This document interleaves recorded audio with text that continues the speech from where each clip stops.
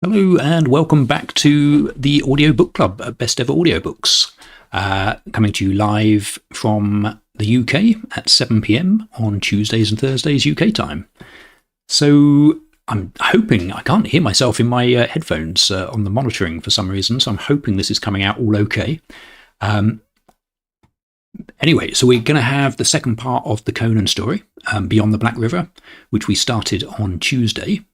As I mentioned then, it was originally published in two parts in Weird Tales magazine in 1935. Now, we did the first 4 chapters on Tuesday. We've got another 4 chapters today.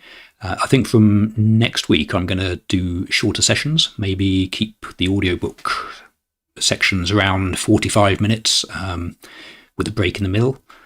But as I've already said, we're going to finish Beyond the Black River today, so we'll have one more bumper session with around an hour and 20 of audiobook today, and then we'll make it a bit smaller. So if you missed the first half of the story, it is available to listen to at Best Ever Audiobooks under the Live tab.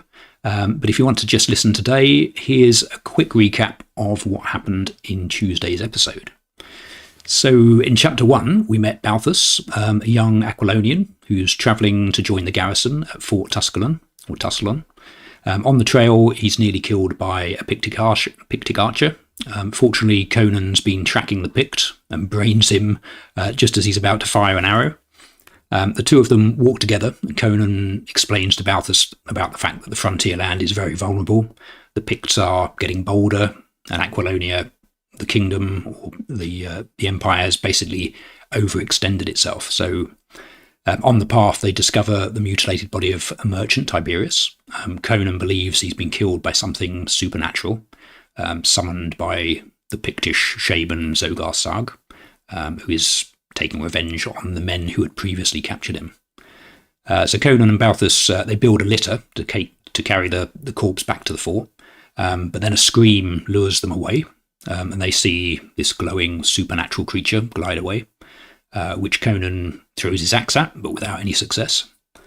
And then when they get back to the litter, they realise Tiberius's head has been taken. They've basically decapitated him and taken the head, and that they were basically tricked by the scream, made to sound like a human scream, but it was from a supernatural creature.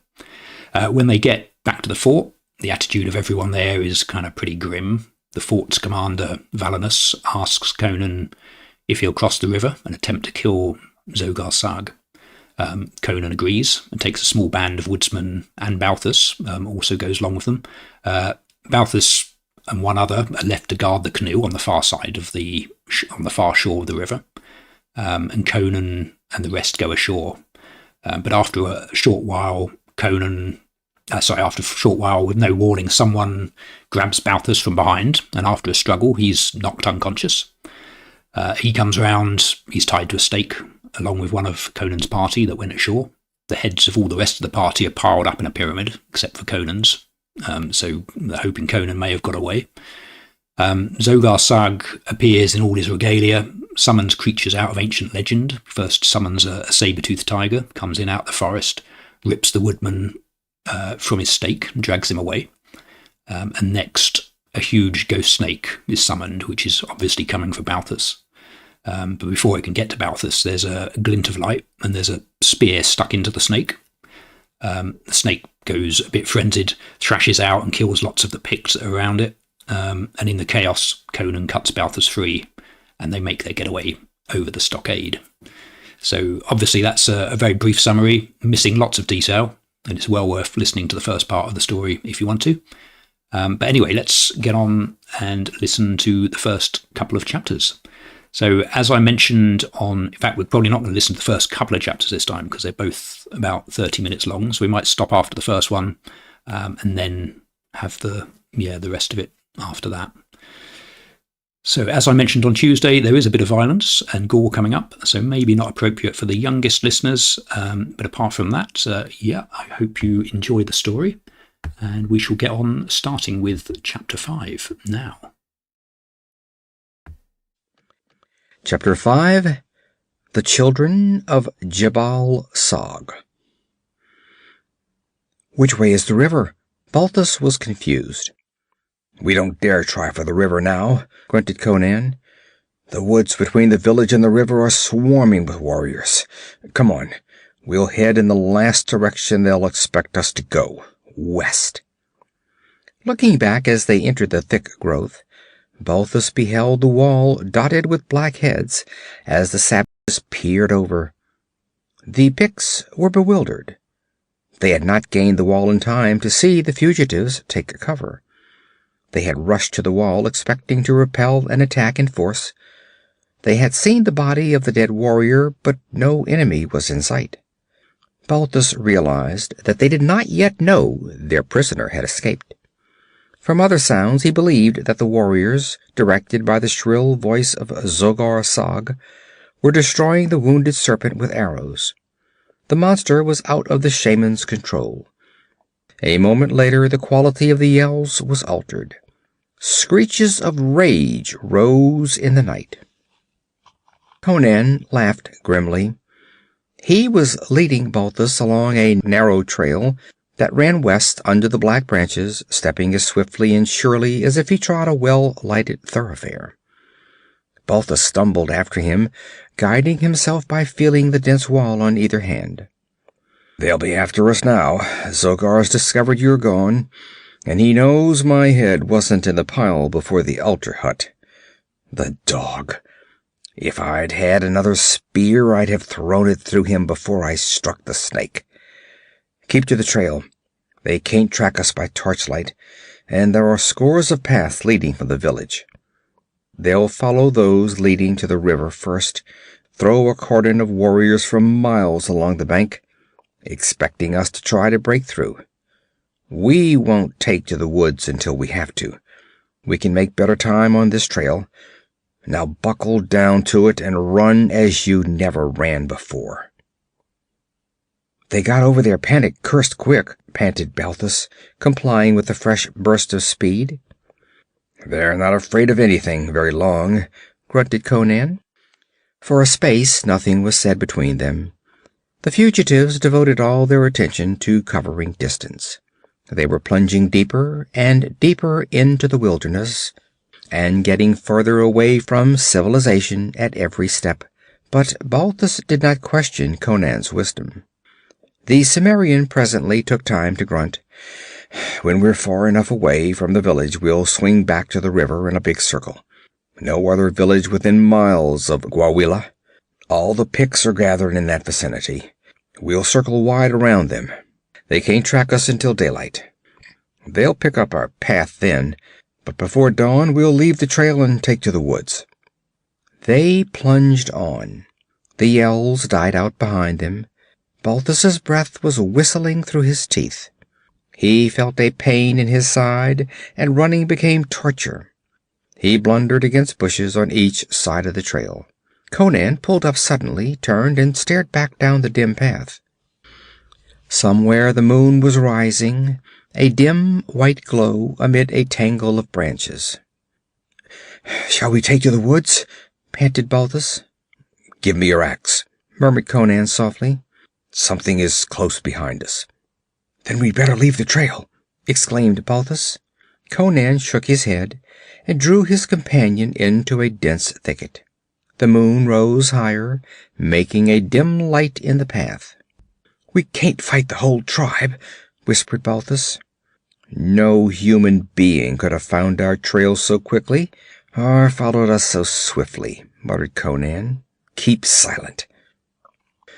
There followed a tense silence in which Balthus felt that his heart could be heard pounding for miles away. Then, abruptly, without a sound to announce its coming, a savage head appeared in the dim path.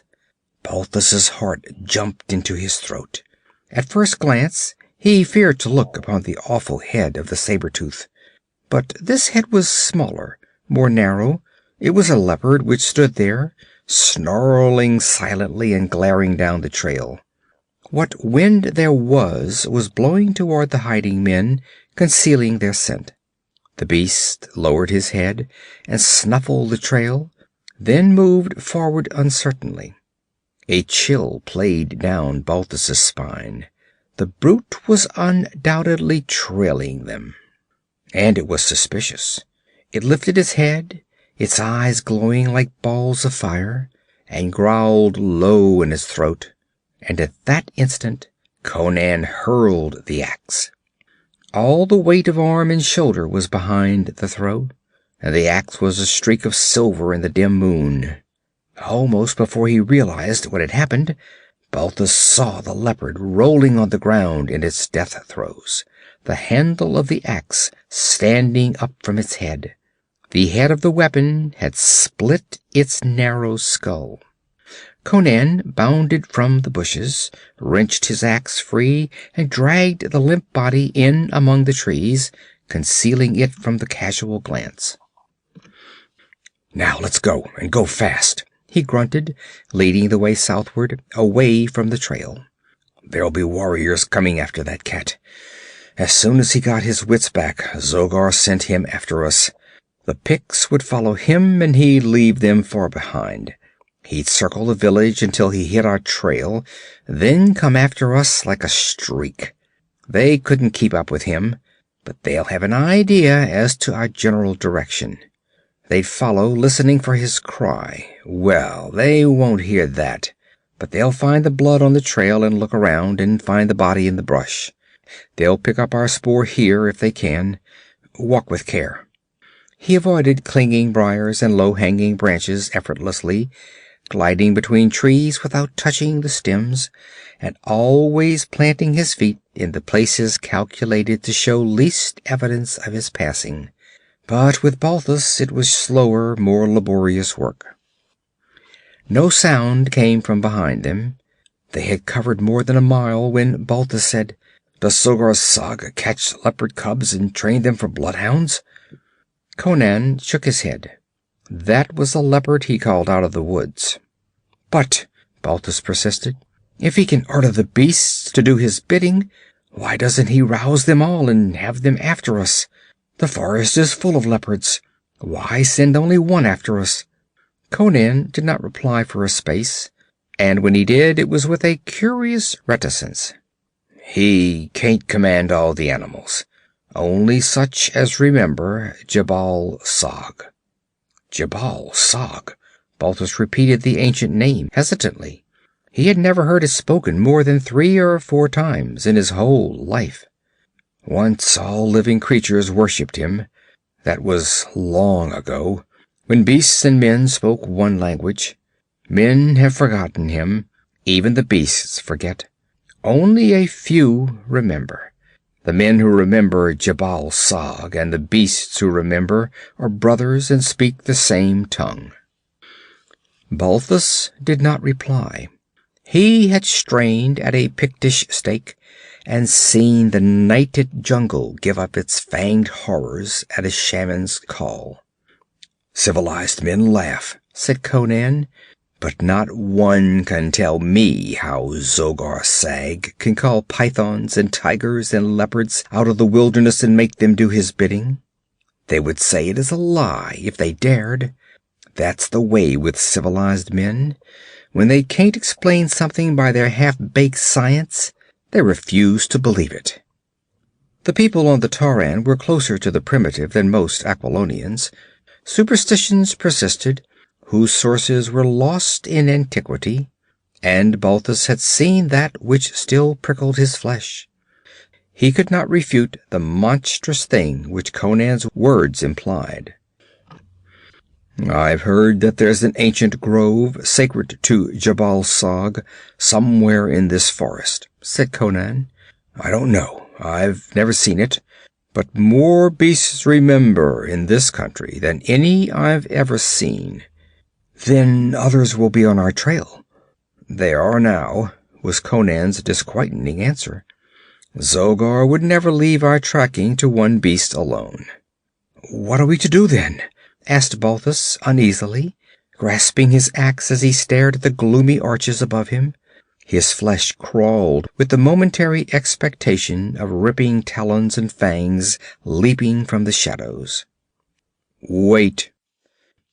Conan turned, squatted, and with his knife began scratching a curious symbol in the mold. Stooping to look at it over his shoulder, Balthus felt a crawling of flesh along his spine, he knew not why. He felt no wind against his face, but there was a rustling of leaves above them, and a weird moaning swept ghostily through the branches. Conan glanced up inscrutably, then rose and stood staring somberly down at the symbol he had drawn. "What is it?" whispered Balthus. It looked archaic and meaningless to him. He supposed that it was his ignorance of artistry which prevented his identifying it as one of the conventional designs of some prevailing culture, but had he been the most erudite artist in the world, he would have been no nearer the solution. "I saw it carved in the rock of a cave no human had visited for 1,000,000 years," muttered Conan, "in the uninhabited mountains beyond the Sea of Vilayet, half a world away from this spot. Later I saw a black witch-finder of Kush scratch it in the sand of a nameless river. He told me part of its meaning. It's sacred to Jabal Sag and the creatures which worship him. Watch." They drew back among the dense foliage some yards away and waited in tense silence. To the east, drums muttered, and somewhere to north and west other drums answered. Balthus shivered, though he knew long miles of black forest separated him from the grim beaters of those drums, whose dull pulsing was a sinister overture that set the dark stage for bloody drama. Balthus found himself holding his breath. Then, with a slight shaking of the leaves, the bushes parted, and a magnificent panther came into view. The moonlight, dappling through the leaves, shone on its glossy coat, rippling with the play of the great muscles beneath it. With its head held low, it glided toward them. It was smelling out their trail. Then it halted, as if frozen, its muzzle almost touching the symbol cut in the mold. For a long space it crouched, motionless. It flattened its long body and laid its head on the ground before the mark. And Balthus felt the short hair stir on his scalp, for the attitude of the great carnivore was one of awe and adoration. Then the panther rose and backed away carefully, belly almost to the ground. With his hind quarters among the bushes, he wheeled as if in sudden panic, and was gone like a flash of dappled light. Balthus mopped his brow with a trembling hand and glanced at Conan. The barbarian's eyes were smoldering with fires that never lit the eyes of men bred to the ideas of civilization. In that instant he was all wild and had forgotten the man at his side. In his burning gaze, Balthus glimpsed and vaguely recognized pristine images and half-embodied memories, shadows from life's dawn, forgotten and repudiated by sophisticated races, ancient primeval phantasms, unnamed and nameless. Then the deeper fires were masked, and Conan was silently leading the way deeper into the forest. "We've no more to fear from the beasts," he said after a while, "but we've left a sign for men to read. They won't follow our trail very easily, and until they find that symbol, they won't know for sure we've turned south. Even then, it won't be easy to smell us out without the beasts to aid them. But the woods south of the trail will be full of warriors looking for us. If we keep moving after daylight, we'll be sure to run into some of them. As soon as we can find a good place, we'll hide and wait until another night to swing back and make the river. We've got to warn Valanos, but it won't help him any if we get ourselves killed." "Warn Valanos? Hell, the woods along the river are swarming with Picts. That's why they got us. Zogar's brewing war magic, no mere raid this time. He's done something no Pict has done in my memory. United as many as 15 or 16 clans. His magic did it. They'll follow a wizard farther than they will a war chief. You saw the mob in the village, and there were hundreds hiding along the river bank that you didn't see. More coming from the farther villages. He'll have at least 3,000 fighting men. I lay in the bushes and heard their talk as they went past. They mean to attack the fort. When, I don't know, but Zogar doesn't dare delay long. He's gathered them and whipped them into a frenzy. If he doesn't lead them into battle quickly, they'll fall to quarreling with one another. They're like blood-mad tigers. I don't know whether they can take the fort or not. Anyway, we've got to get back across the river and give the warning. These settlers on the Velitrium road must either get into the fort or back to Velitrium. While the Picts are besieging the fort, war parties will range the road far to the east, might even cross Thunder River and raid the thickly settled country behind Velitrium. As he talked, he was leading the way deeper and deeper into the ancient wilderness. Presently he grunted with satisfaction. They had reached a spot where the underbrush was more scattered, and an outcropping of stone was visible, wandering off southward. Balthus felt more secure as they followed it. Not even a Pict could trail them over naked rock. "How did you get away?" he asked presently. Conan tapped his mail shirt and helmet. "If more boarders would wear harnesses, there'd be fewer skulls hanging on the altar huts. But most men make noise if they wear armor." They were waiting on each side of the path without moving, and when a Pict stands motionless, the very beasts of the forest pass him without seeing him. They'd seen us crossing the river and got in their places. If they'd gone into ambush after we left the bank, I'd have had some hint of it.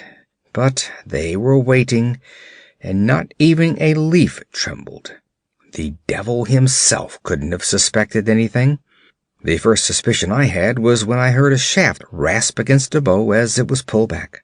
I dropped and yelled for the men behind me to drop, but they were too slow, taken by surprise like that. Most of them fell at the first volley that raked us from both sides. Some of the arrows crossed the trail and struck Picts on the other side. I heard them howl. He grinned with vicious satisfaction. Such of us as were left plunged into the woods and closed with him. When I saw the others were all down or taken, I broke through and outfooted the painted devils through the darkness. They were all around me. I ran and crawled and sneaked, and sometimes I lay on my belly under the bushes while they passed me on all sides. I tried for the shore and found it lined with them, waiting for just such a move. But I'd have cut my way through and taken a chance on swimming, only I heard the drums pounding in the village and knew they'd taken somebody alive. They were all so engrossed in Zogar's magic that I was able to climb the wall behind the altar hut. There was a warrior supposed to be watching at that point, but he was squatting behind the hut and peering around the corner at the ceremony. I came up behind him and broke his neck with my hands before he knew what was happening. It was his spear I threw into the snake, and that's his axe you're carrying.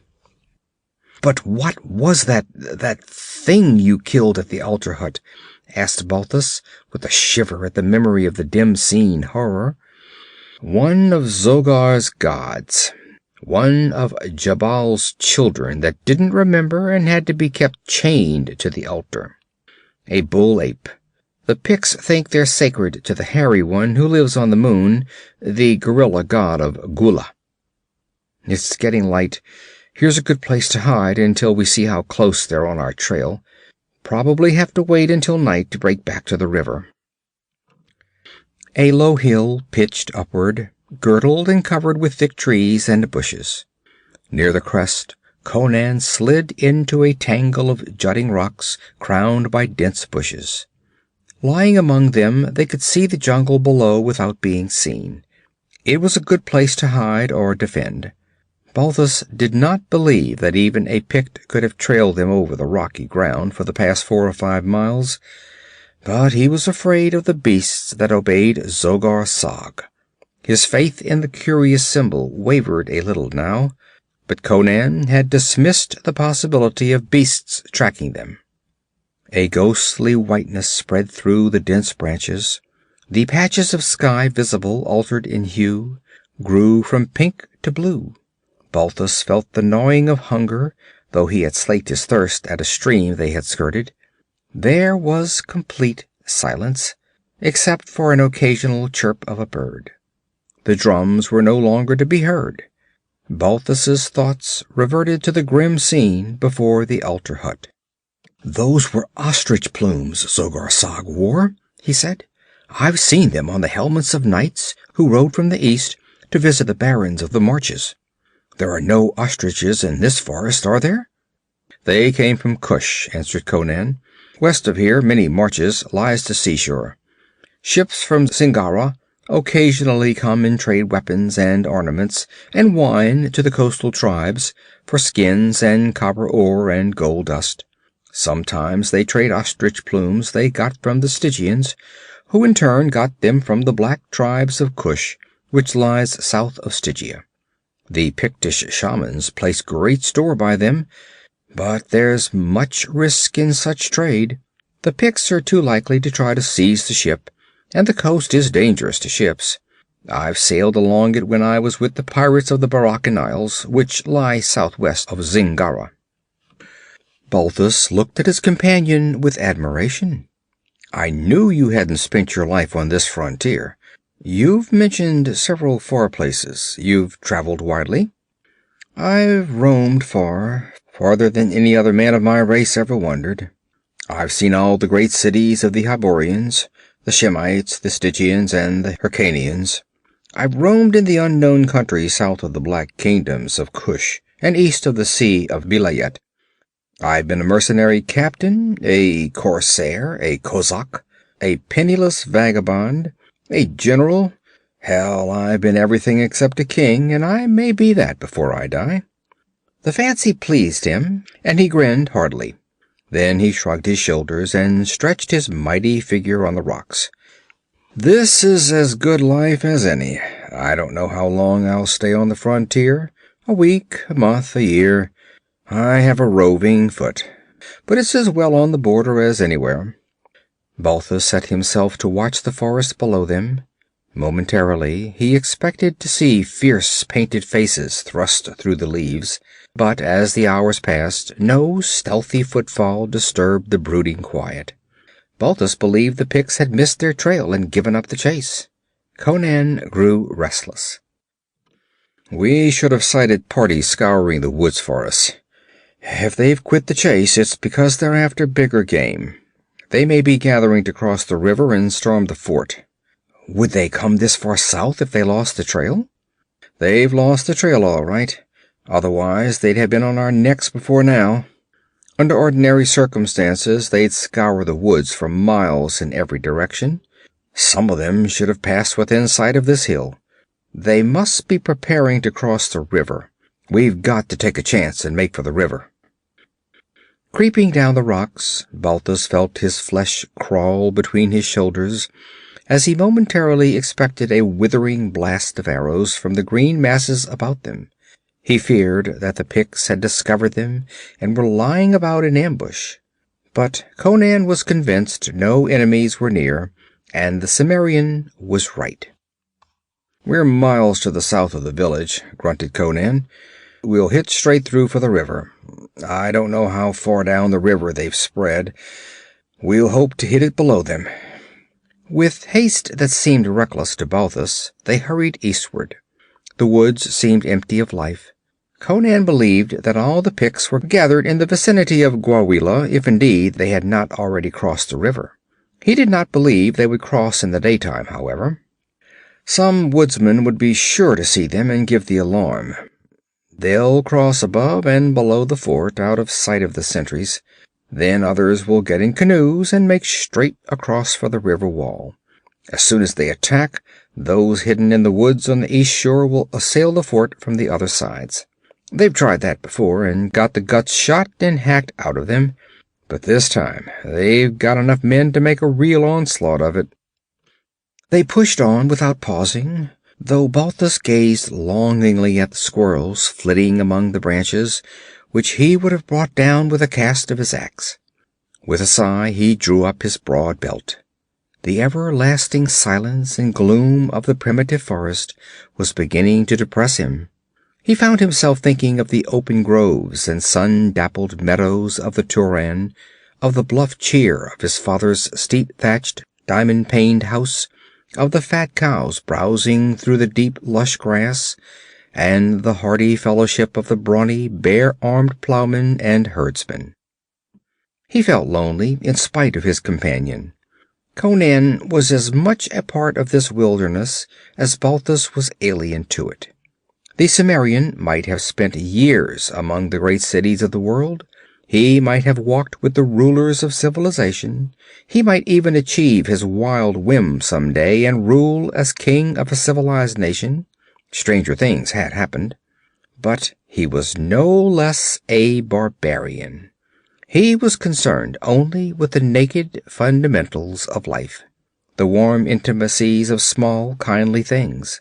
The sentiments and delicious trivialities that make up so much of civilized men's lives were meaningless to him. A wolf was no less a wolf because a whim of chance caused him to run with the watchdogs.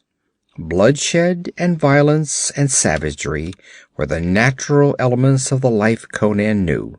He could not and would never understand the little things that are so dear to civilized men and women. The shadows were lengthening when they reached the river and peered through the masking bushes. They could see up and down the river for about a mile each way. The sullen stream lay bare and empty. Conan scowled across at the other shore. "We've got to take another chance here. We've got to swim the river. We don't know whether they've crossed or not. The woods over there may be alive with them. We've got to risk it.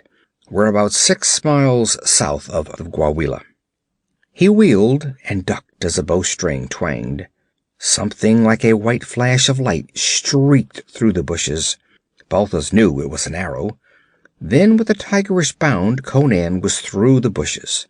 Balthus caught the gleam of steel as he whirled his sword and heard a death scream. The next instant he had broken through the bushes after the Cimmerian. A Pict with a shattered skull lay face down on the ground, his fingers spasmodically clawing at the grass. Half a dozen others were swarming about Conan, swords and axes lifted. They had cast away their bows, useless at such deadly close quarters. Their lower jaws were painted white, contrasting vividly with their dark faces, and the designs on their muscular breasts differed from any Balthus had ever seen.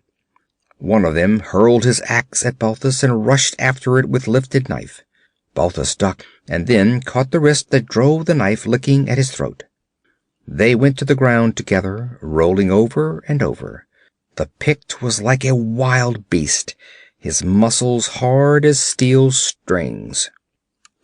Balthus was striving to maintain his hold on the wild man's wrists and bring his own axe into play, but so fast and furious was the struggle that each attempt to strike was blocked.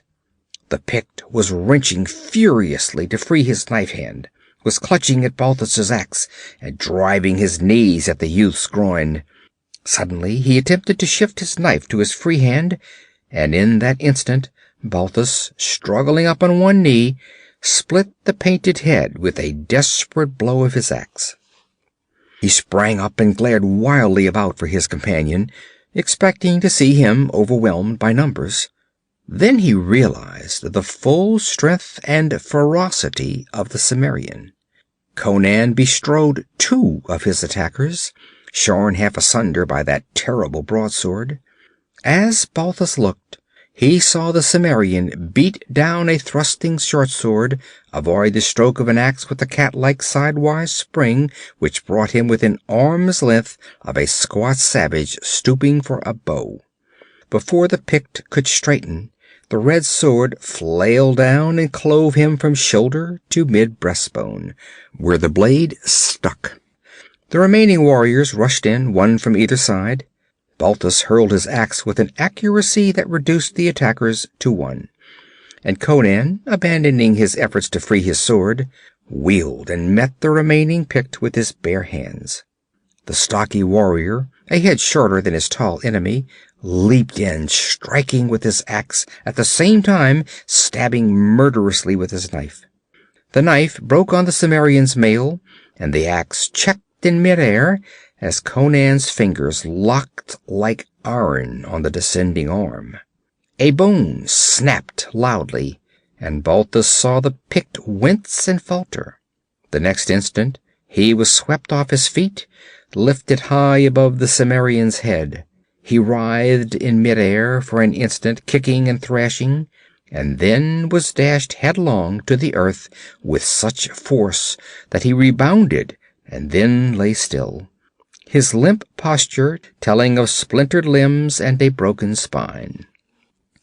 "Come on!" Conan wrenched his sword free and snatched up an axe. "Grab a bow and a handful of arrows, and hurry. We've got to trust to our heels again. That yell was heard. They'll be here in no time. If we tried to swim now, they'd feather us with arrows before we reached midstream."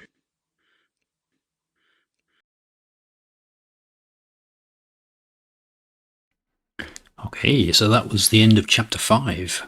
So, yeah, what did you think? Not too many comments on the chat at the moment, so we're not going to pause for too long. Go into chapter 7, chapter 6 even. Yeah, so I liked all the bit about like the old mythology and about Jebel Sarg, all the sort of background to that, the sorcery mythology around that.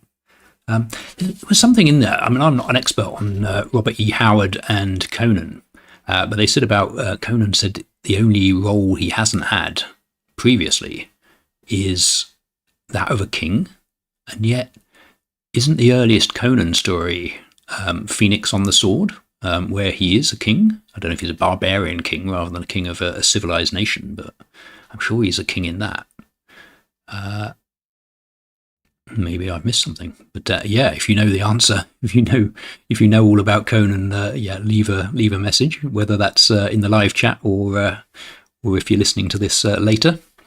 But yeah, I'd be interested to know if I don't go and have a look myself and try and work out what's going on there.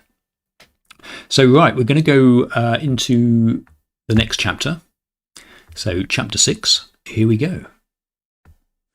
Chapter 6, Red Axes of the Border. Conan did not plunge deeply into the forest. A few hundred yards from the river, he altered his slanting course and ran parallel with it. Balthus recognized a grim determination not to be hunted away from the river which they must cross if they were to warn the men in the fort. Behind them rose more loudly the yells of the forest men. Balthus believed the Picts had reached the glade where the bodies of the slain men lay. Then further yells seemed to indicate that the savages were streaming into the woods in pursuit. They had left a trail any Pict could follow. Conan increased his speed, and Balthus grimly set his teeth and kept on his heels, though he felt he might collapse any time. It seemed centuries since he had eaten last. He kept on going more by an effort of will than anything else. His blood was pounding so furiously in his eardrums that he was not aware when the yells died out behind them. Conan halted suddenly. Balthus leaned against a tree and panted. "They've quit," grunted the Cimmerian, scowling. "Sneaking up on us," gasped Balthus. Conan shook his head. "A short chase like this, they'd yell every step of the way. No. They've gone back. I thought I heard somebody yelling behind them a few seconds before the noise began to get dimmer. They've been recalled, and that's good for us, but damned bad for the men in the fort. It means the warriors are being summoned out of the woods for the attack. These men we ran into were warriors from a tribe down the river. They were undoubtedly headed for Gwawela to join in the assault on the fort. Damn it! We're farther away than ever now. We've got to get across the river." Turning east, he hurried through the thickets with no attempt at concealment. Balthus followed him, for the first time feeling the sting of lacerations on his breast and shoulder where the Pict's savage teeth had scored him. He was pushing through the thick bushes that fringed the bank when Conan pulled him back. Then he heard a rhythmic splashing, and peering through the leaves, saw a dugout canoe coming up the river, its single occupant paddling hard against the current. He was a strongly built Pict with a white heron feather thrust in a copper band that confined his square-cut mane. "That's a Gwawela man," muttered Conan. "Emissary from Zogar. White plume shows that.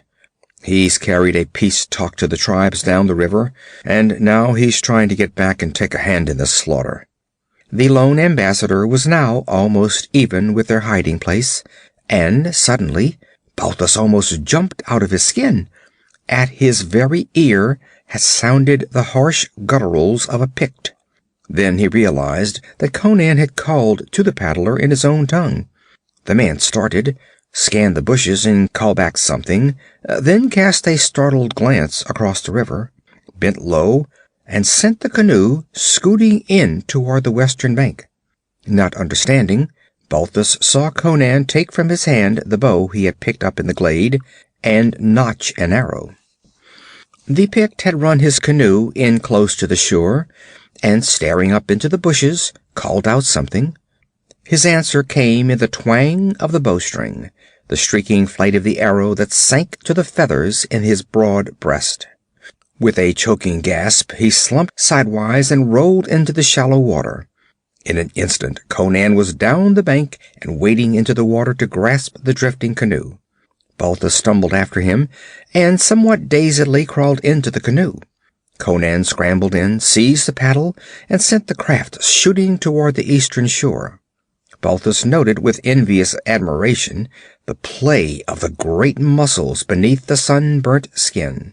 The Cimmerian seemed an iron man who never knew fatigue. "What did you say to the Pict?" asked Balthus. "Told him to pull into shore. Said there was a white forest runner on the bank who was trying to get a shot at him." "That doesn't seem fair," Balthus objected. "He thought a friend was speaking to him. You mimicked a Pict perfectly."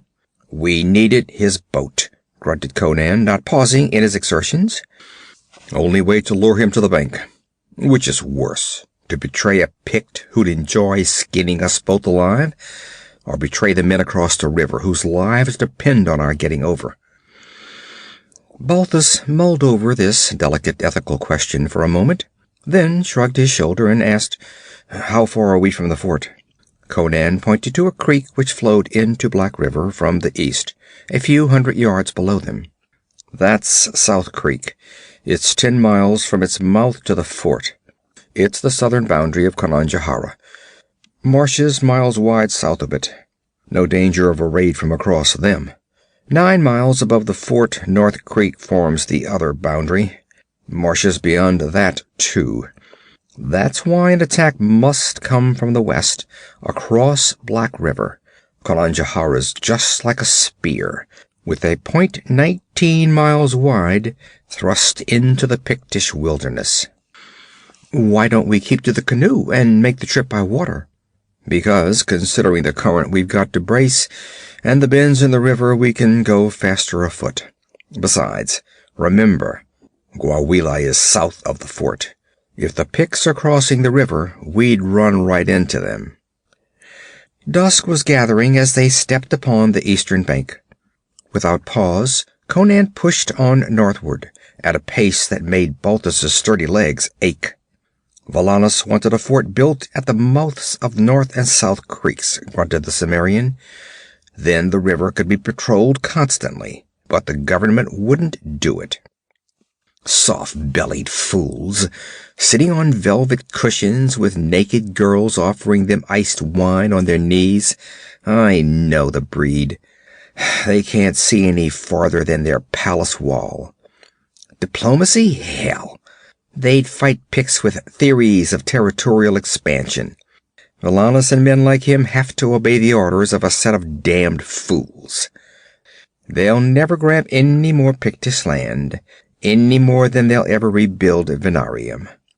The time may come when they'll see the barbarians swarming over the walls of the eastern cities."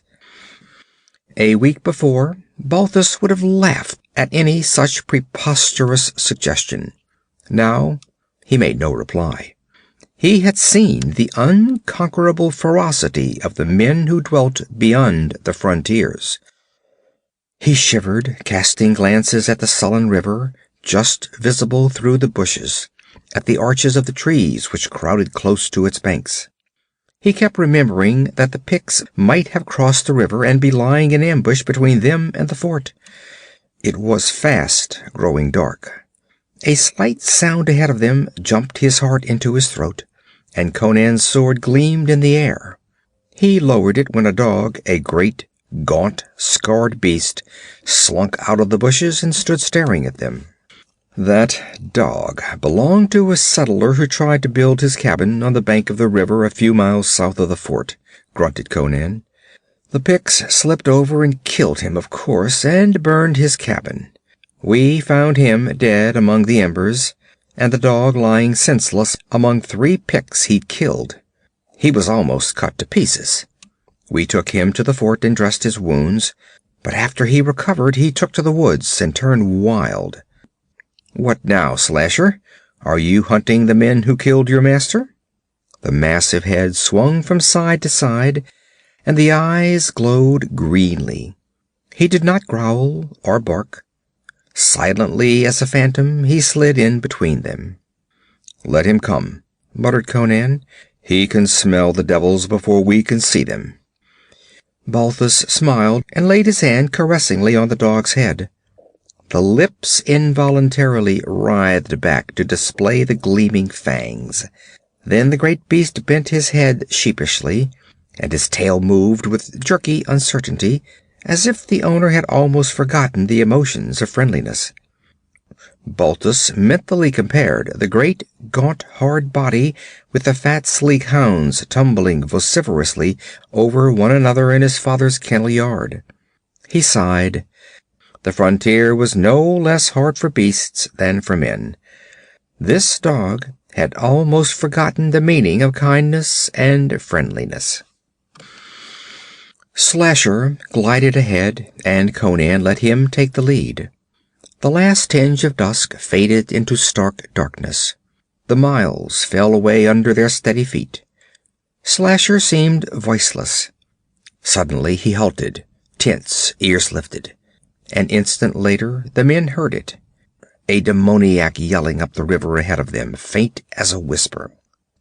Conan swore like a madman. "They've attacked the fort.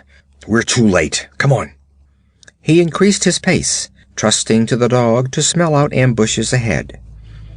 In a flood of tense excitement, Balthus forgot his hunger and weariness.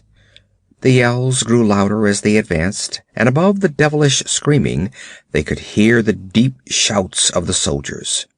Just as Balthus began to fear they would run into the savages who seemed to be howling just ahead of them, Conan swung away from the river in a wide semicircle that carried them to a low rise from which they could look over the forest. They saw the fort, lighted with torches thrust over the parapet on long poles. These cast a flickering, uncertain light over the clearing, and in that light they saw throngs of naked, painted figures along the fringe of the clearing. The river swarmed with canoes. The Picts had the fort completely surrounded. An incessant hail of arrows rained against the stockade from the woods and the river. The deep twanging of the bowstrings rose above the howling. Yelling like wolves, several hundred naked warriors with axes in their hands ran from under the trees and raced toward the eastern gate.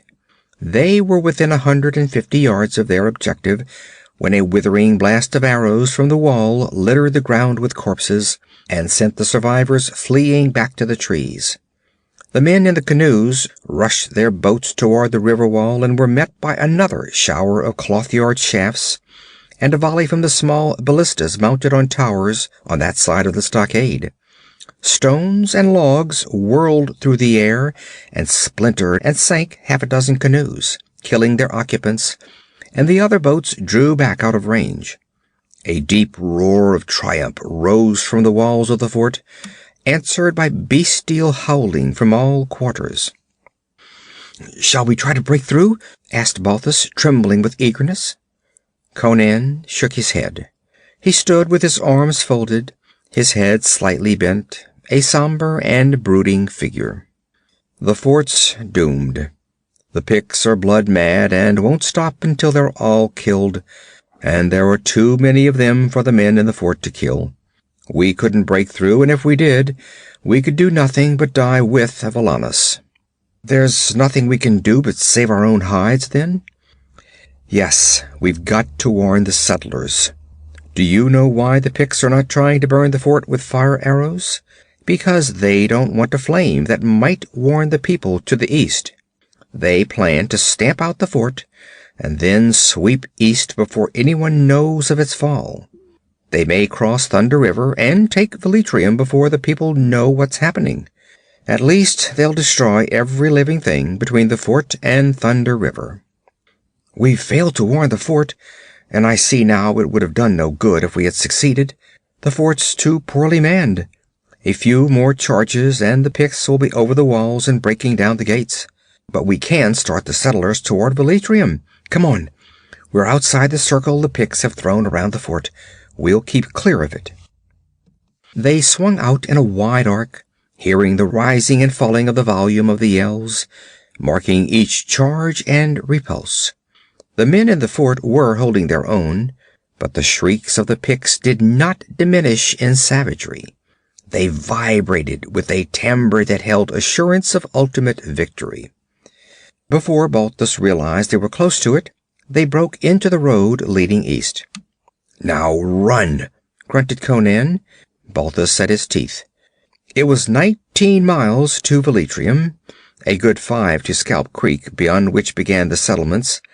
It seemed to the Aquilonian that they had been fighting and running for centuries, but the nervous excitement that rioted through his blood stimulated him to Herculean efforts. Slasher ran ahead of them, his head to the ground, snarling low, the first sound they had heard from him. "Picts ahead of us," snarled Conan, dropping to one knee and scanning the ground in the starlight. He shook his head, baffled. "I can't tell how many. Probably only a small party, some that couldn't wait to take the fort. They've gone ahead to butcher the settlers in their beds. Come on." Ahead of them, presently, they saw a small blaze through the trees and heard a wild and ferocious chanting. The trail bent there, and leaving it, they cut across the bend through the thickets. A few moments later, they were looking on a hideous sight. An ox wain stood in the road, piled with meager household furnishings. It was burning. The oxen lay near with their throats cut. A man and a woman lay in the road, stripped and mutilated. 5 Picts were dancing about them with fantastic leaps and bounds, waving bloody axes. One of them brandished the woman's red-smeared gown. At the sight, a red haze swam before Balthus. Lifting his bow, he lined the prancing figure black against the fire and loosed. The slayer leaped convulsively and fell dead with the arrow through his heart. Then the 2 white men and the dog were upon the startled survivors. Conan was animated merely by his fighting spirit and an old racial hate, but Balthus was afire with wrath. He met the first Pict to oppose him with a ferocious swipe that split the painted skull, and sprang over his falling body to grapple with the others. But Conan had already killed one of the 2 he had chosen, and the leap of the Aquilonian was a second late. The warrior was down with a long sword through him, even as Balthus's axe was lifted. Turning toward the remaining Pict, Balthus saw Slasher rise from his victim, his great jaws dripping blood. Balthus said nothing as he looked down at the pitiful forms in the road beside the burning wain. Both were young, the woman little more than a girl. By some whim of chance, the Picts had left her face unmarred, and even in the agonies of an awful death it was beautiful. But her soft young body had been hideously slashed with many knives. A mist clouded Balthus's eyes, and he swallowed chokingly. The tragedy momentarily overcame him. He felt like falling upon the ground and weeping and biting the earth. "Some young couple just hitting out on their own," Conan was saying as he wiped his sword unemotionally. "On their way to the fort when the Picts met them. Maybe the boy was going to enter the service, maybe take up land on the river. Well, that's what will happen to every man, woman, and child this side of Thunder River if we don't get them into Velitrium in a hurry." Balthus's knees trembled as he followed Conan. But there was no hint of weakness in the long, easy stride of the Cimmerian. There was a kinship between him and the great gaunt brute that glided beside him. Slasher no longer growled with his head to the trail. The way was clear before them. The yelling on the river came faintly to them, but Balthus believed the fort was still holding. Conan halted suddenly with an oath. He showed Balthus a trail that led north from the road. It was an old trail, partly grown with new young growth, and this growth had recently been broken down. Balthus realized this fact more by feel than sight, though Conan seemed to see like a cat in the dark. The Cimmerian showed him where broad wagon tracks turned off the main trail, deeply indented in the forest mold. "Settlers going to the licks after salt," he grunted. "They're at the edges of the marsh, about 9 miles from here. Blast it! They'll be cut off and butchered to a man. Listen, one man can warn the people on the road. Go ahead and wake them up and herd them into Velitrium. I'll go and get the men gathering the salt. They'll be camped by the licks. We won't come back to the road. We'll head straight through the woods." With no further comment, Conan turned off the trail and hurried down the dim path, and Balthus, after staring after him for a few moments, set out along the road. The dog had remained with him and glided softly at his heels. When Balthus had gone a few rods, he heard the animal growl. Whirling, he glared back the way he had come, and was startled to see a vague, ghostly glow vanishing into the forest in the direction Conan had taken. Slasher rumbled deep in his throat, his hackles stiff and his eyes balls of green fire. Balthus remembered the grim apparition that had taken the head of the merchant Tiberius not far from that spot, and he hesitated. The thing must be following Conan, but the giant Cimmerian had repeatedly demonstrated his ability to take care of himself, and Balthus felt his duty lay toward the helpless settlers who slumbered in the path of the red hurricane.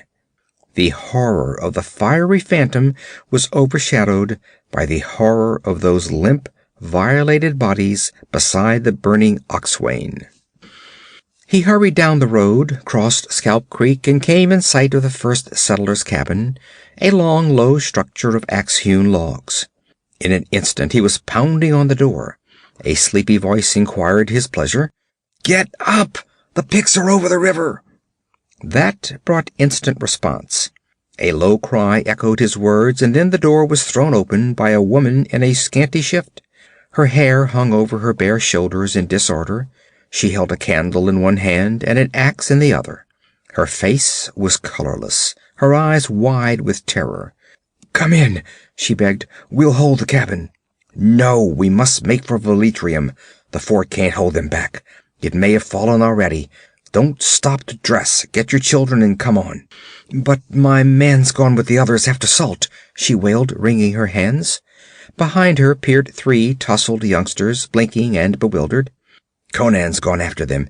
He'll fetch them through safe. We must hurry up the road to warn the other cabins." Relief flooded her countenance. "Mitra be thanked," she cried.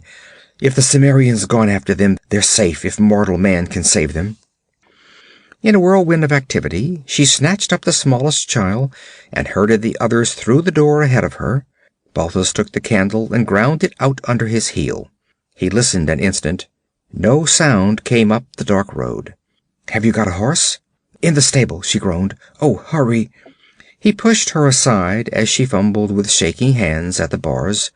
He led the horse out and lifted the children on its back, telling them to hold to its mane and to one another. They stared at him seriously, making no outcry. The woman took the horse's halter and set out up the road. She still gripped her axe, and Balthus knew that if cornered she would fight with the desperate courage of a she-panther. He held behind, listening. He was oppressed by the belief that the fort had been stormed and taken, that the dark-skinned hordes were already streaming up the road toward Velitrium, drunken on slaughter and mad for blood. They would come with the speed of starving wolves. Presently they saw another cabin looming ahead. The woman started to shriek a warning, but Balthus stopped her. He hurried to the door and knocked. A woman's voice answered him. He repeated his warning, and soon the cabin disgorged its occupants, an old woman, 2 young women, and 4 children. Like the other woman's husband, their men had gone to the salt licks the day before, unsuspecting of any danger. One of the young women seemed dazed, the other prone to hysteria. But the old woman, a stern old veteran of the frontier, quieted them harshly. She helped Balthus get out the 2 horses that were stabled in a pen behind the cabin, and put the children on them. Balthus urged that she herself mount with them, but she shook her head and made one of the younger women ride. "She's with child," grunted the old woman. "I can walk, and fight too, if it comes to that." As they set out, one of the women said, "A young couple passed along the road about dusk. We advised them to spend the night at our cabin, but they were anxious to make the fort tonight. Did... They met the Picts," answered Balthus briefly, and the woman sobbed in horror. They were scarcely out of sight of the cabin when some distance behind them quavered a long, high-pitched yell. "A wolf!" exclaimed one of the women. "A painted wolf with an axe in his hand," muttered Balthus. "Go! Rouse the other settlers along the road and take them with you. I'll scout along behind." Without a word, the old woman herded her charges ahead of her. As they faded into the darkness, Balthus could see the pale ovals that were the faces of the children twisted back over their shoulders to stare toward him. He remembered his own people on the Tauran, and a moment's giddy sickness swam over him. With momentary weakness he groaned and sank down in the road. His muscular arm fell over Slasher's massive neck, and he felt the dog's warm, moist tongue touch his face. He lifted his head and grinned with a painful effort. "Come on, boy," he mumbled, rising. "We've got work to do." A red glow suddenly became evident through the trees. The Picts had fired the last hut. He grinned. How Zogar Sag would froth if he knew his warriors had let their destructive natures get the better of them. The fire would warn the people farther up the road. They would be awake and alert when the fugitives reached them. But his face grew grim. The women were traveling slowly, on foot and on the overloaded horses. The swift-footed Picts would run them down within a mile, unless... He took his position behind a tangle of fallen logs beside the trail. The road west of him was lighted by the burning cabin, and when the Picts came, he saw them first. Black, furtive figures etched against the distant glare. Drawing a shaft to the head, he loosed, and one of the figures crumpled. The rest melted into the woods on either side of the road. Slasher whimpered with a killing lust beside him. Suddenly a figure appeared on the fringe of the trail under the trees, and began gliding toward the fallen timbers. Balthus's bowstring twanged, and the Pict yelped, staggered, and fell into the shadows with the arrow through his thigh.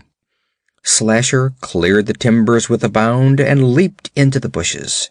They were violently shaken, and then the dog slunk back to Balthus's side, his jaws crimson. No more appeared in the trail.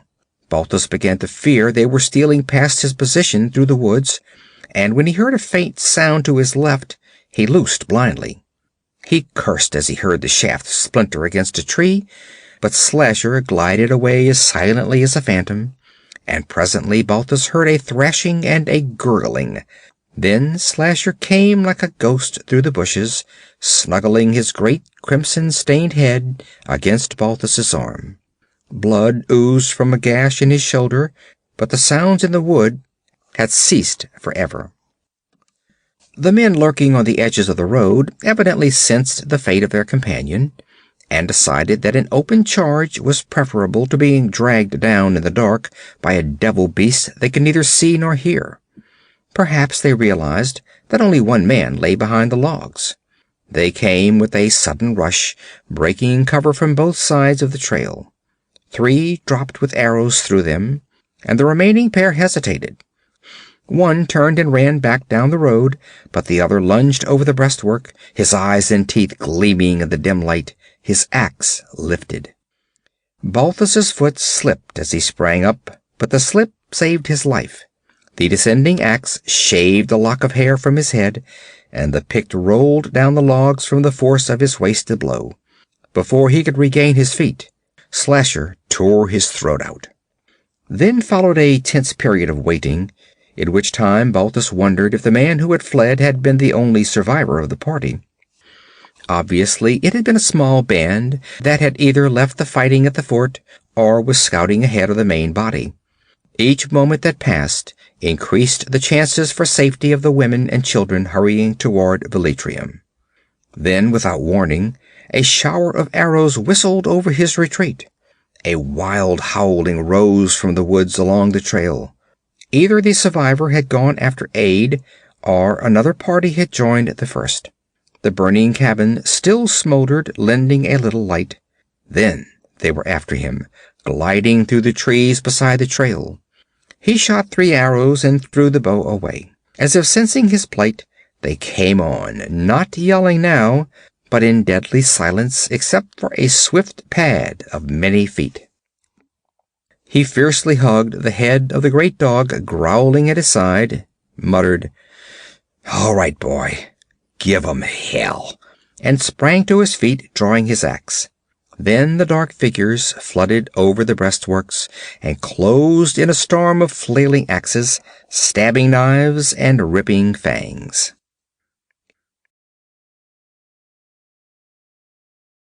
Okay, that was the end of chapter 6. So, what did you think to that? Yeah, I liked the fact that Balthus has finally kind of ended up being the full-on hero of the story, kind of a standalone hero rather than just being Conan's wingman. Although, yeah, I wouldn't mind having Slasher around with me, just the sort of hound that you want on your side, something like that. But yeah, it sounds like he's in a spot of bother. But we'll see what happens. We're going to go straight into Chapter 7 now. Chapter 7, Chapter 8 are considerably shorter than the first two. First two are both about half an hour long. I think Chapter 7 and 8 combined only about 17, 18 minutes or something like that. So we'll listen to those now, and then we'll have a little chat afterwards. Chapter 7, The Devil in the Fire. When Conan turned from the Velitrium road, he expected a run of some 9 miles, and set himself to the task. But he had not gone 4 when he heard the sounds of a party of men ahead of him. From the noise they were making in their progress, he knew they were not Picts. He hailed them. "Who's there?" challenged a harsh voice. "Stand where you are until we know you, or you'll get an arrow through you." "You couldn't hit an elephant in this darkness," answered Conan impatiently. "Come on, fool. It's I, Conan. The Picts are over the river." "We suspected as much," answered the leader of the men as they strode forward, tall, rangy men, stern-faced, with bows in their hands. "One of our party wounded an antelope and tracked it nearly to Black River. He heard them yelling down the river and ran back to our camp. We left the salt in the wagons, turned the oxen loose, and came as swiftly as we could. If the Picts are besieging the fort, war parties will be ranging up the road toward our cabins." "Your families are safe," grunted Conan. "My companion went ahead to take them to Velitrium. If we go back to the main road, we may run into the whole horde. We'll strike southeast through the timber. Go ahead, I'll scout behind." A few moments later, the whole band was hurrying southeastward. Conan followed more slowly, keeping just within earshot. He cursed the noise they were making. That many Picts or Cimmerians would have moved through the woods with no more noise than the wind makes as it blows through the black branches.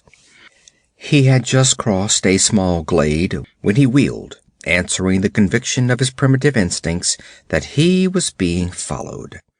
Standing motionless among the bushes, he heard the sounds of the retreating settlers fade away.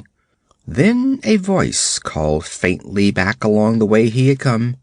"Conan! Conan! Wait for me! Conan!" Balthus! He swore bewilderedly. Cautiously he called, "Here I am." "Wait for me, Conan!" The voice came more distinctly. Conan moved out of the shadows, scowling. "What the devil are you doing here? Crom!" He half crouched, the flesh prickling along his spine. It was not Balthus who was emerging from the other side of the glade. A weird glow burned through the trees. It moved toward him, shimmering weirdly. A green witch fire that moved with purpose and intent. It halted some feet away, and Conan glared at it, trying to distinguish its fire-misted outlines. The quivering flame had a solid core.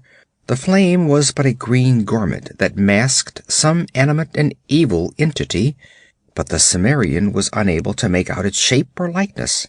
Then, shockingly, a voice spoke to him from amidst the fiery column. "Why do you stand like a sheep waiting for the butcher, Conan?" The voice was human, but carried strange vibrations that were not human. "Sheep?" Conan's wrath got the best of his momentary awe. "Do you think I'm afraid of a damned Pictish swamp devil? A friend called me." "I called in his voice," answered the other. "The men you follow belong to my brother. I would not rob his knife of their blood. But you are mine. Oh, fool! You have come from the far gray hills of Cimmeria to meet your doom in the forest of Conajahara." "You've had your chance at me before now," snorted Conan. "Why didn't you kill me then, if you could?" "My brother had not painted a skull black for you and hurled it into the fire that burns forever on Gula's black altar. He had not whispered your name to the black ghosts that haunt the uplands of the Darkland. But a bat has flown over the mountains of the dead and drawn your image in blood on the white tiger's hide that hangs before the long hut where sleeps the four brothers of the night. The great serpents coil about their feet, and the stars burn like fireflies in their hair." "Why have the gods of darkness doomed me to death?" growled Conan. Something, a hand, foot, or talon, he could not tell which, thrust out from the fire and marked swiftly on the mold. A symbol blazed there, marked with fire, and faded, but not before he recognized it. "You dared make the sign which only a priest of Jabal Sag dare make. Thunder rumbled through the black mountain of the dead, and the altar hut of Gula was thrown down by a wind from the Gulf of Ghosts. The loon, which is messenger to the four brothers of the night, flew swiftly and whispered your name in my ear. Your head will hang in the altar hut of my brother. Your body will be eaten by the black-winged, sharp-beaked children of Jahil." "Who the devil is your brother?" demanded Conan. His sword was naked in his hand, and he was subtly loosening the axe in his belt. "Zogar Sag, a child of Jabal Sag, who still visits his sacred groves at times. A woman of Gwawila slept in a grove holy to Jabal Sag. Her babe was Zogar Sag. I, too, am a son of Jabal Sag. out of a fire being from a far realm. Zogar Sag summoned me out of the misty lands. With incantations and sorcery and his own blood, he materialized me in the flesh of his own planet. We are one, tied together by invisible threads. His thoughts are my thoughts. If he is struck, I am bruised. If I am cut, he bleeds. But I have talked enough. Soon, your ghosts will talk with the ghosts of the Darkland, and they will tell you of the old gods which are not dead, but sleep in the outer abysses, and, from time to time, awake. "I'd like to see what you look like," muttered Conan, working his axe free.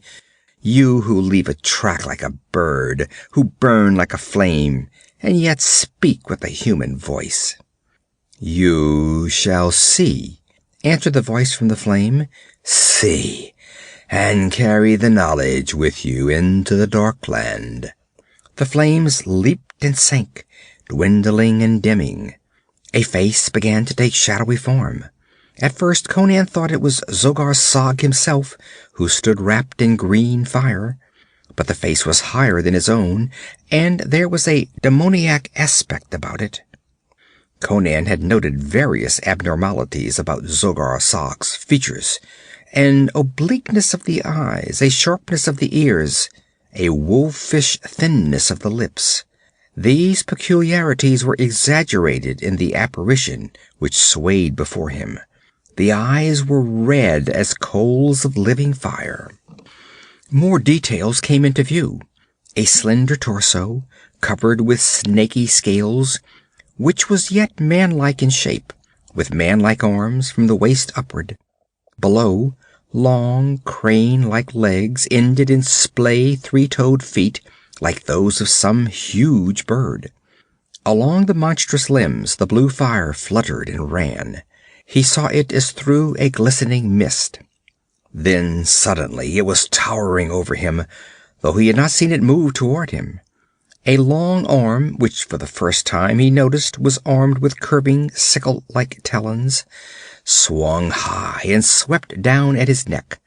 With a fierce cry he broke the spell and bounded aside, hurling his axe. The demon avoided the cast with an unbelievably quick movement of its narrow head, and was on him again with a hissing rush of leaping flames. But fear had fought for it when it slew his other victims, and Conan was not afraid. He knew that any being clothed in material flesh can be slain by material weapons, however grisly its form may be. One flailing talon-armed limb knocked his helmet from his head. A little lower and it would have decapitated him. But fierce joy surged through him as his savagely driven sword sank deep in the monster's groin. He bounded backward from a flailing stroke, tearing his sword free as he leaped. The talons raked his breast, ripping through mail links as if they had been cloth. But his return spring was like that of a starving wolf.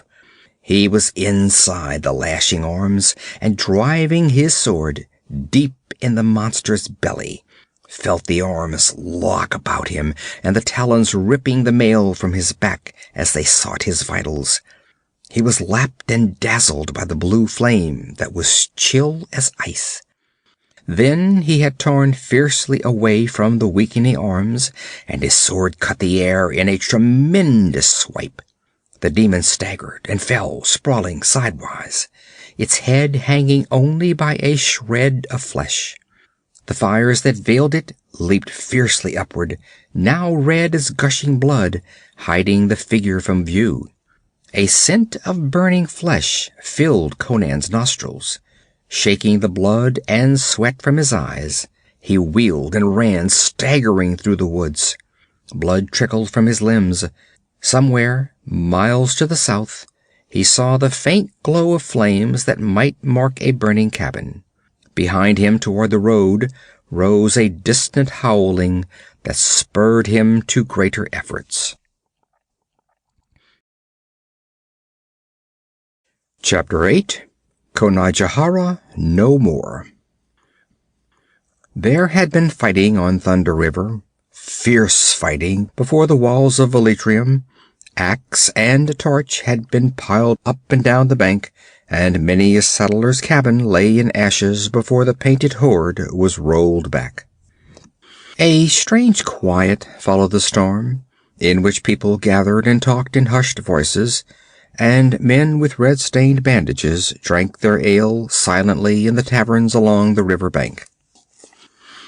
There, to Conan the Cimmerian, moodily quaffing from a great wine-glass, came a gaunt forester with a bandage about his head and his arm in a sling. He was the one survivor of Fort Tuscalan. "You went with the soldiers to the ruins of the fort?" Conan nodded. "I wasn't able," murmured the other. "There was no fighting?" "The Picts had fallen back across the Black River. Something must have broken their nerve, though only the devil who made them knows what." The woodsman glanced at his bandaged arm and sighed. "They say there were no bodies worth disposing of." Conan shook his head. "Ashes. The Picts had piled them in the fort and set fire to the fort before they crossed the river.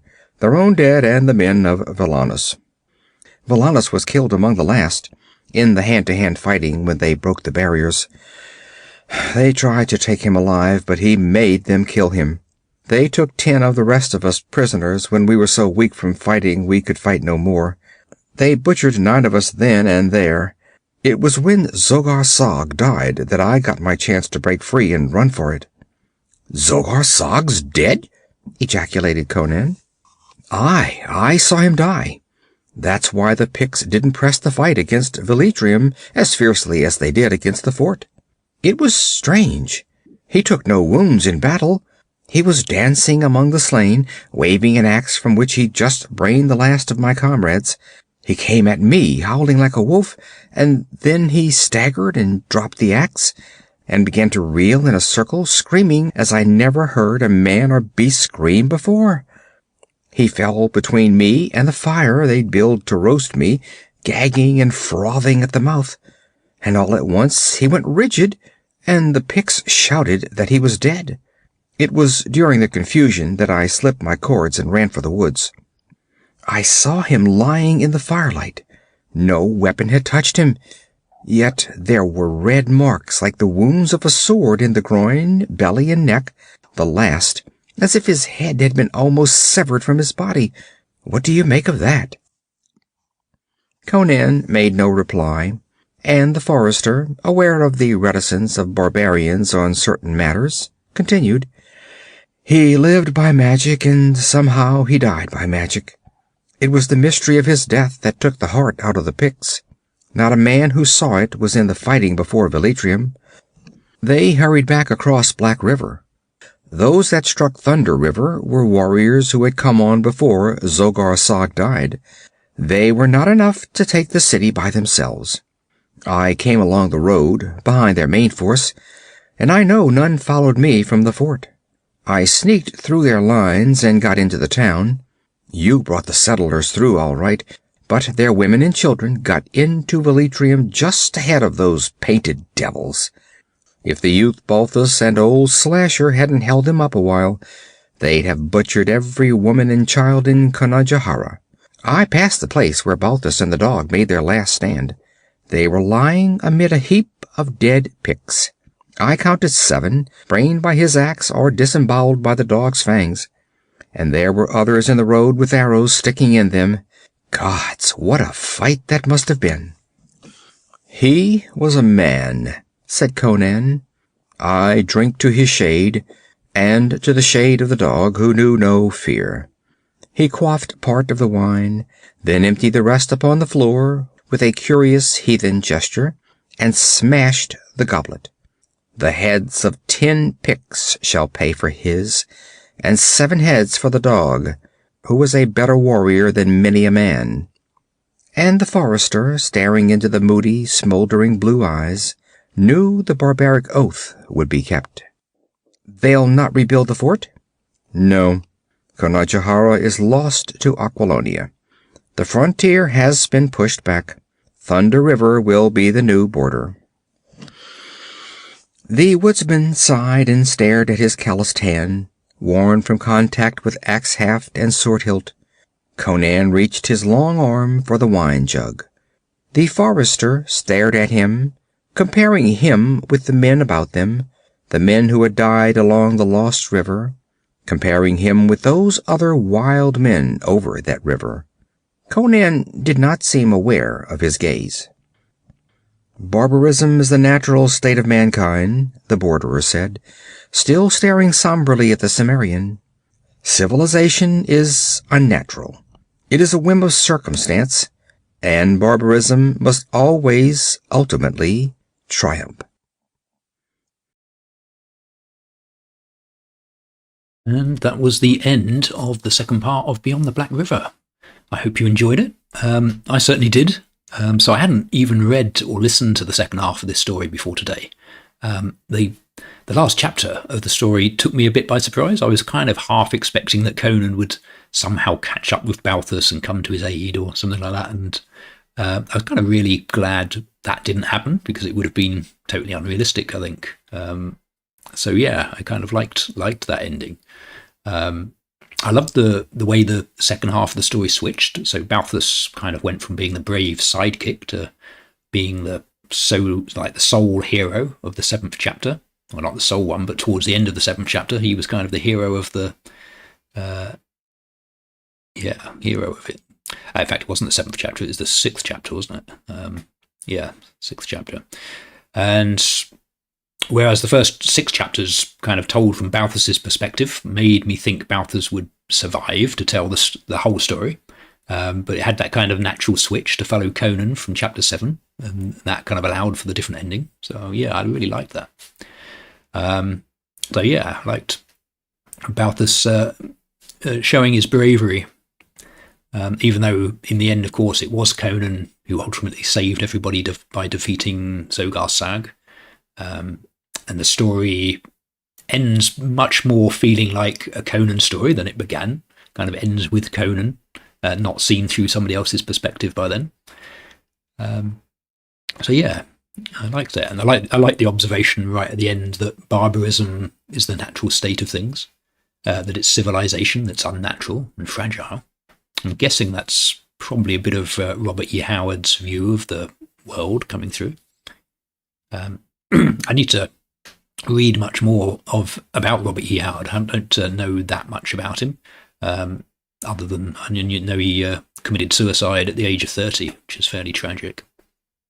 When his mother was